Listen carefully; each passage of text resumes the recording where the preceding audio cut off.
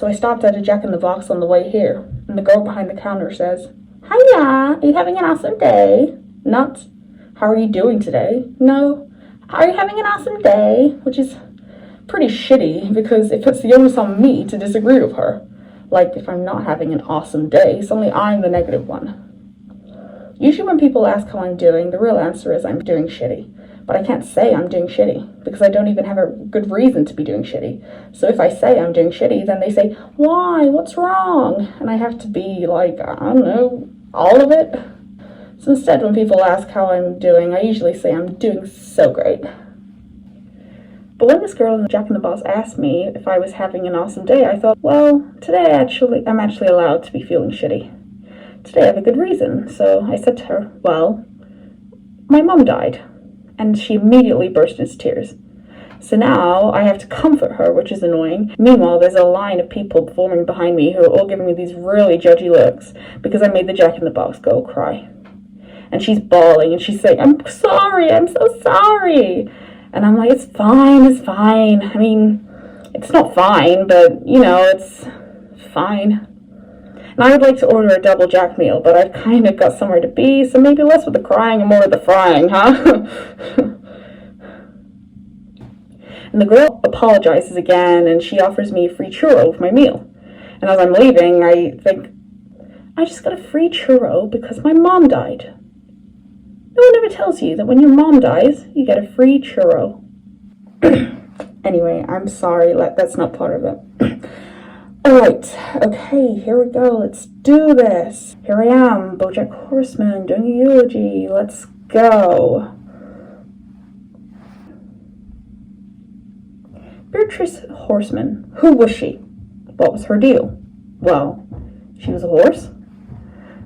She was born in 1938, died in 2018. One time she went to a parade, and one time she smoked an entire cigarette in one long inhale. I watched her do it. Truly a remarkable woman. Lived a full life, that lady. Just all the way to the end, which is now, I guess. It really makes you think, though, huh? Life, right? Goes by, stuff happens, and then you die. Okay, well, that's my time. You've been great. Tip your waitress. No, I'm just kidding around. There's no waitress. But seriously, that's all I have to say about my mother. No point beating a dead horse, right? So, now what? I don't know. Mom, you got any ideas? Anything? Mom? No? Nothing to contribute? Knock once if you're proud of me. Can I just say how amazing it is to be in a room with my mother and just talk and talk without her telling me to shut up and make her drink? Hey Mom, knock once if you think I should shut up. No? You sure? I mean, I don't want to embarrass you by making this eulogy into a mealogy. So, seriously, if you wanted me to sit down and let someone else talk, just knock and I will not be offended. No? Your funeral. Sorry about the closed casket, by the way. She wanted an open casket, but, you know, she's dead now, so who cares what she wanted? No, that sounds bad. I'm sorry. I think that if she could have seen the way she looked like, she'd agree with me it was for the better. She looked like this. Kind of like a pissed off dinosaur. The coroner couldn't get her eyes closed, so now her face is forever frozen into a mask of tremendous horror and anguish. Or as my mother called it, Tuesday. Tuesday! My mother called it Tuesday. Hey Mom, what did you think of that joke? You like that? You never did care for my comedy, did you? Here's a story. When I was a teenager, I performed a comedy routine for my high school talent show. There was this cool jacket that I wanted to wear because I thought it would make me look like Albert Brooks. For months, I saved up for this jacket.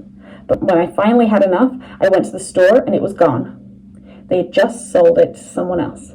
So I went home and I told my mother, and she said, "Let that be a lesson. That's the good that comes from wanting things." She was really good at dispensing life lessons that always seemed to circle back to everything being my fault. But then on the day of the talent show, my mother had a surprise for me. She had bought me the jacket, even though she didn't know how to say it. I know this meant that she loved me. Now, that's a good story about my mother, isn't it? It's not true, but it's a good story, right? I stole it from an episode of Maude I saw when I was a kid, where she talks about her father. I remember when I saw it thinking, that's the kind of story I want to tell about my parents when they die. But I don't have any stories like that. All I know about being good, I learned from TV. And in TV, flawed characters are consistently showing people that they care, with these big, surprise, grand gestures. And I think a part of me still believes that that's what love is. But in real life, the big gesture isn't enough. You need to be consistent. You need to be dependably good. You can't just screw everything up and then take a boat out in the ocean to save your best friend or solve a mystery and fly to Kansas. You need to do it every day, which is so hard. When you're a kid, you convince yourself that maybe the grand gesture could be enough. That even though your parents aren't what you need them to be over and over and over again, at any moment they might surprise you with something wonderful. I kept waiting for that, the proof that even though my mother was a hard woman, deep down she loved me and cared about me and wanted me to know that I made her life a little bit brighter. Even now I find myself waiting. Hey Mom, knock once if you love me and care about me and want me to know that I made your life a little bit brighter.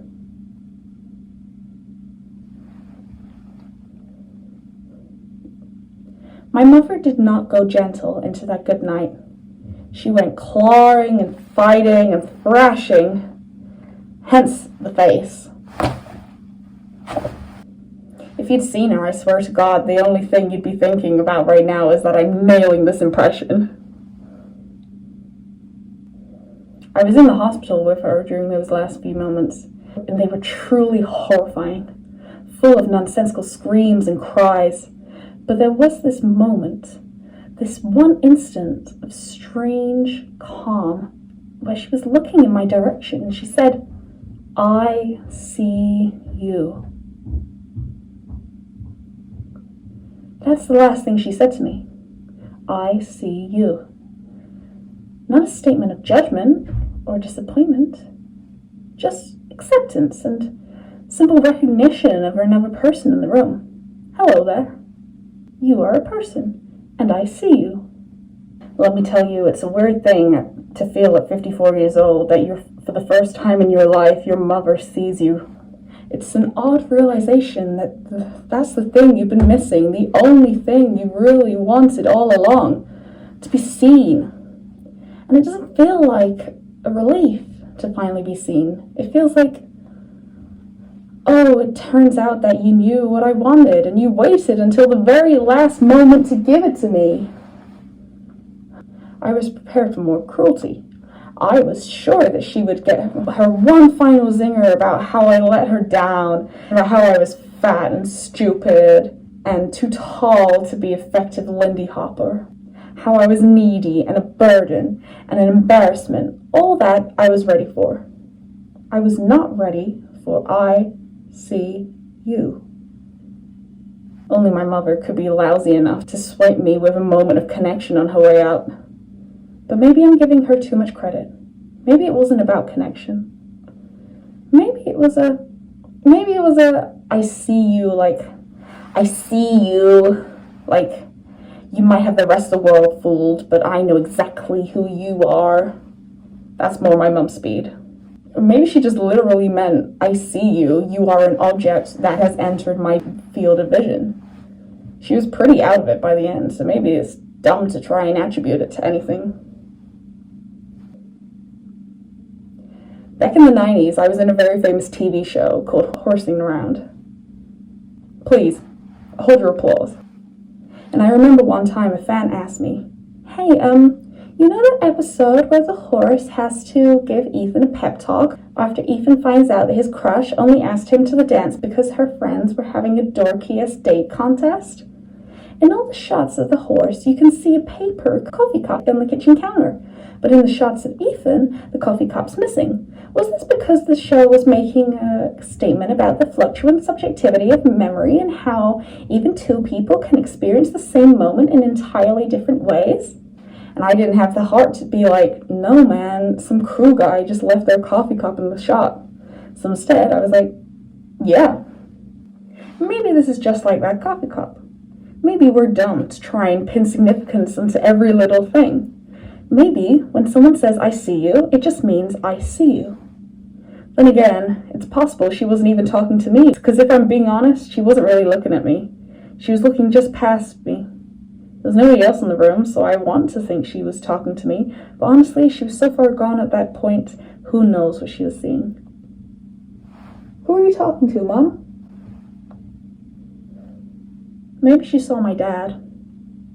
My dad died about 10 years ago of injuries he sustained during a duel. When your father dies, you ask yourself a lot of questions. Questions like, wait, did you say he died in a duel? And who dies in a duel?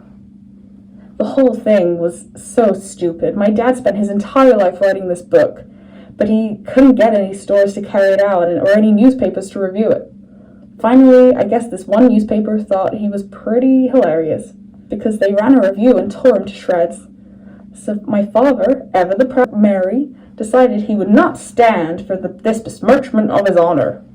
He claimed the critic didn't understand what was meant to be a man, so he demanded satisfaction in the form of pistols at dawn. He wrote the paper this letter, saying anyone who didn't like his book, he would challenge to a duel. Anyone in the world. He'd even pay for the airfare to San Francisco and a night in a hotel. Well, eventually this found its way to some kook in Montana, who was as batshit as he was, and took him up on the offer. They met at Golden Gate Park and agreed, 10 paces, then shoot. But in the middle of the 10 paces, Dad turned to ask the guy if he'd actually read the book and what he thought. But, not looking where he was going, tripped over an exposed root and bashed his head on the rock. I wish I'd known to go to Jack in the Box then. Maybe I could have gotten a free churro.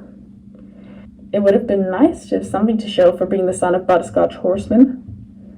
My darling mother gave the eulogy. My entire life, I never even heard of her saying a kind word to or about my father. But at his funeral, she said, my husband is dead and everything is worse now. My husband is dead and everything is worse now. I don't know why she said that. Maybe she felt that that's the kind of thing you're supposed to say at a funeral. Maybe she hoped one day someone would say that about her. My mother is dead and everything is worse now. Or maybe she knew that he had frittered away all her inheritance and replaced it with crippling debt, which is a pretty shitty thing to leave your widow with. Bad news, you lost a husband. Don't worry, you also lost the house. Maybe Mom knew she'd had to sell all her fancy jewelry and move into a home. Maybe that's what she meant by everything is worse now. Is that what you meant, Mom? I gotta say, I'm really carrying this double act. At least with Penn and Teller, the quiet one does card tricks. Here's a joke for you. What's the difference between a first-year lit major and Beatrice Horseman? One's decently read and the other's a huge bitch. Yeah, I might have gotten a little bit too far with that one. That one might have been a little bit too, my mom's a huge bitch for the room, huh? I'm sorry, Mother. You're not a huge bitch. You were a huge bitch, but now you're dead. You know, the first time I ever performed in front of an audience, it was actually with my mom. She used to put on these shows with her supper club in the living room. She used to make me sing the Lollipop song. Those parties, they were really something. They were skits and magic acts and ethnically insensitive vaudeville routines, and the big finale was always a dance my mother did. She had this beautiful dress that she only brought out for these parties, and she did it in this incredible number. It was so beautiful and sad. Dad hated these parties. He locked himself in the study and banged on the walls for us to keep quiet. But he always came out to see Mom dance. He'd linger in the doorway, scotch in hand, and watch in awe as the cynical, despicable woman he married took flight. And as a child who was completely terrified of both my parents, I was always aware that this was a moment of grace. It meant something. We understood each other in a way, me and my mom and my dad, as screwed up as we all were. We did understand each other. My mother, she knew exactly what it was like to feel your entire life like you're drowning, with the exception of these moments, these very rare, brief instances in which you suddenly remember you can swim. But then again, mostly not. Mostly you're drowning. She understood that too. And she recognized that I understood, and Dad. All three of us were drowning, and we didn't know how to save each other. But there was an understanding that we were all drowning together. And I would like to think that that's what she meant when we were in the hospital, and she said, "I see you." You know, the weird thing about both your parents being dead is it means that you're next. I mean, obviously it's not like there's a wait list for dying. Any one of us could get run over by a Snapchatting teen any moment. And you would think that knowing that would make us more adventurous and kind and forgiving. But it makes us small and stupid and petty. I actually had a near-death experience recently. A stunt went bad and I fell off a building. I'm an actor. I do my own stunts. I'm on this new show, Filbert. I'm Filbert, star of the show. It hasn't come out yet, but it's already been getting some Emmy buzz. Oh, speaking of buzz.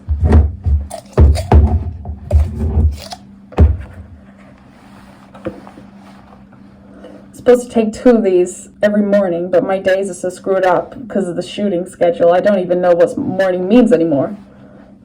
There's a joke in there somewhere about a guy who's been to so many funerals he doesn't even know what morning means anymore. I'll let you guys figure that one out for yourselves. Anyway, you know what I thought when I was falling off the building and I went into panic mode? The last thing that my stupid brain could come up with before I died: won't they be sorry? Cool thought, brain. I don't even know what I wanted to be sorry. My mom, even before she died, could barely remember who I was. And of course my dad's dead. The last conversation I ever had with him was about his novel. He was so certain this book was his legacy. Maybe he thought it would vindicate him for all the shitty things he had ever did in his stupid, worthless life. Maybe it did. I don't know, I never read it, because why would I ever give him that? I used to be on this TV show called Horsing Around. Seriously, hold your applause. Well held. It was written by my friend Herb Kazaz, who's also dead now, and it starred this little girl named Sarah Lynn. And it was about these orphans. And early on, the network had a note: maybe don't mention they're orphans so much, because audiences tend to find orphans sad and not relatable. But I never thought that the orphans were sad. I always thought they were lucky because they could imagine their parents to be anything they wanted. They had something to long for. Anyway, we did this one-season finale where Olivia's birth mother comes to town. And she was a junkie, but she'd gotten herself cleaned up. And she wanted to be in Olivia's life. And of course, she's like a perfect grown-up version of Olivia. And they go to the mall together and get her ears pierced. And she's always wanted. And sorry, spoiler alert for the season 6 finale of Horsing Around, by the way. If you're still working your way through the show. Anyway, the horse tries to warn her. Be careful, moms have a tendency of letting you down. But Olivia just thinks the horse is jealous. And when the mom says she's moving to California, Olivia decides to go with her. And the network really juiced the cliffhanger. Is Olivia gone for good? But of course, because it's a TV show, she's not gone for good. Of course, because it's a TV show, Olivia's mother had a relapse and had to go back to rehab. So Olivia had to hitchhike all the way back home, getting rides from Mr. T, Alf, and the cast of Stomp. Of course, that's what happened. Because what are you going to do? Just not have Olivia on the show? You can't have happy endings in sitcoms. Not really, because if everyone's happy, the show would be over. And above all else, the show has to keep going. There's always more show, and you can call horsing around dumb or bad or unrealistic, but there is nothing more realistic than that. You never get a happy ending because there's always more show. I guess, until there isn't. My mother would hate if she knew that I spent so much time at her funeral talking about my old TV show. Or maybe she'd think it was funny that her idiot son couldn't even do this right. Who knows? She left no instructions for what she wanted me to say. All I know is that she wanted an open casket, and her idiot son couldn't even do that one right. I'm not going to stand up here and pretend I ever understood how to please that woman, even though so much of my life has been wasted in vain attempts to figure it out. But I keep going back to the moment in the ICU when she was looking at me and said, "I see you. I see you." Jesus Christ, we were in the intensive care unit. She was just reading a sign.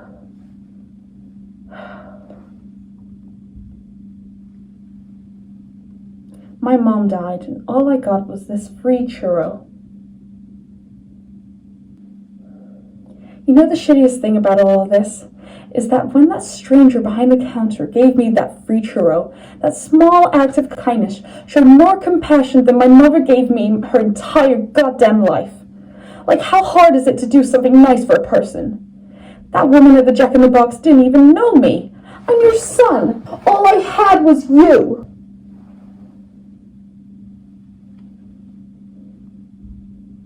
I have this friend, and right about when I met her, her dad died, and I actually went with her to the funeral. And months later, she told me that she didn't understand why she was still upset, because she never even liked her father. It made sense to me, because I went through the same thing when my dad died. And I'm going through the same thing now. You know what it's like? It's like that show, Becker, you know, the one with Ted Danson? I watched the entire run of that show, hoping that it would get better, and it never did. It had all the right pieces, but it couldn't put them together. And when it got cancelled, I was really bummed out. Not because I liked the show, but because I knew it could be so much better. And now it never would be. And that's what losing a parent is like. It's like Becker. Suddenly you realize you'll never have the good relationship you wanted. And as long as they were alive, even though you'd never admit it, a part of you, the stupidest goddamn part of you, was still holding on to that chance. And you didn't even realize it until that chance went away. My mother is dead, and everything is worse now. Because I will never have a mother who looks at me from across the room and says, "BoJack Horseman, I see you." But I guess it's good for me to know. It's good to know that there is nobody looking out for me, that there never was, and that there never will be. No, it's good to know that I am the only one I can depend on. It's good that I know that. So, it's good my mother is dead. Well, no point in beating a dead horse. Beatrix Horseman was born in 1938 and died in 2018, and I had no idea what she wanted, unless she wanted what we all want. To be seen,